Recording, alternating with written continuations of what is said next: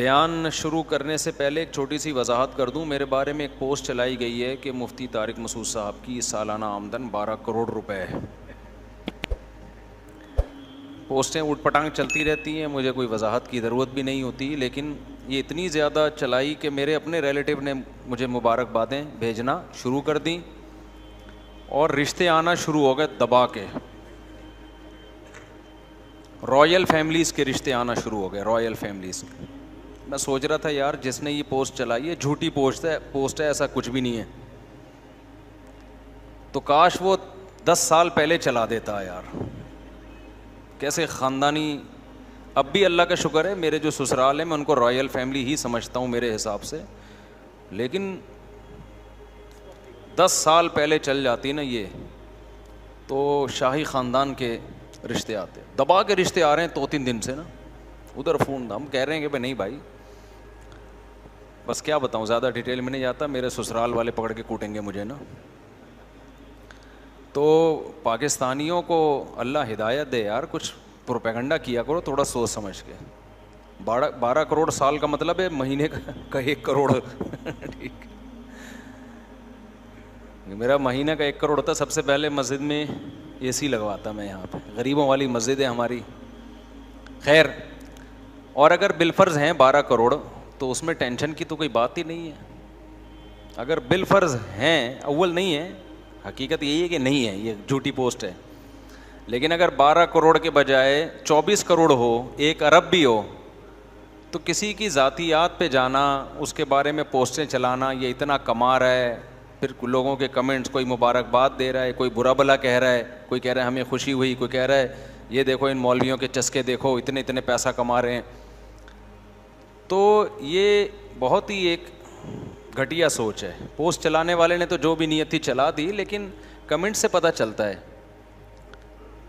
کہ بھئی آپ اس پہ تبصرے کیوں کر رہے ہو. بولے بھائی اس کا ذاتی معاملہ ہے, مفتی صاحب اگر کسی سے چوری کر کے نہیں کما رہے, کوئی حرام نہیں کما رہے, تو 12 کروڑ کیا کتنے کمائیں, 24 ہونے چاہیے یہ.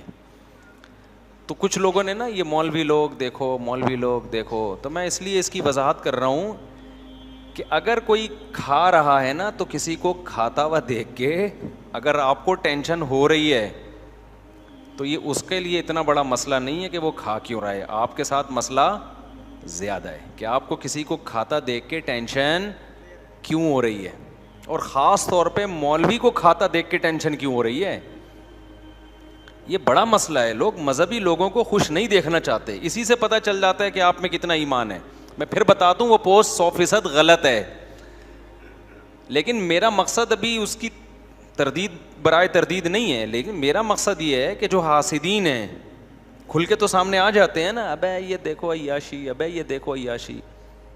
ایک سوچ بنا لو کہ جب بھی کسی کو کھاتا دیکھو گے تو ٹینشن لینے کے بجائے کیا ہو, خوش ہو جاؤ. اس سے آپ کی ڈپریشن ختم ہوگی, آپ زندگی کو انجوائے کرو گے.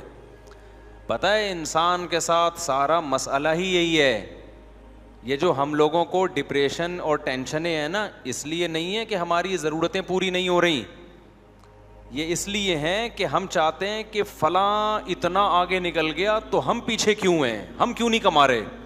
ساری ٹینشن اس کی ہے. یہ کمپٹیشن ختم ہو جائے نا, ساری دنیا سکون میں آ جائے. کیونکہ اس زمانے میں یہ رپورٹ ہے کہ پوری دنیا میں انسان کو جس سطح کا رزق مل رہا ہے نا, جس اسٹینڈرڈ کا, اس اسٹینڈرڈ کا رزق اس سے پہلے کبھی بھی نہیں ملا. ایسی لائف انسان کی کبھی رہی نہیں ہے لگژری جیسی اب ہے, سوائے چند ملکوں کے اور چند غریب علاقوں کو اگر آپ مستثنا کر دو. کچھ جگہیں ایسی ہیں جہاں لوگ بھوکے مر رہے ہیں, لیکن میجورٹی کی بات کر رہا ہوں. یہ لیونگ اسٹینڈرڈ جو انسان کا آج ہے نا, لباس میں, خوراک میں, رہائش میں, سواری میں, یہ اسٹینڈرڈ آج سے پہلے کبھی بھی بولو نہیں تھا. تو پھر ٹینشن کس بات کی بھائی؟ ٹینشن اس بات کی کہ اس کا مجھ سے بھی اچھا کیوں ہے, اسی میں مر رہے ہیں سارے.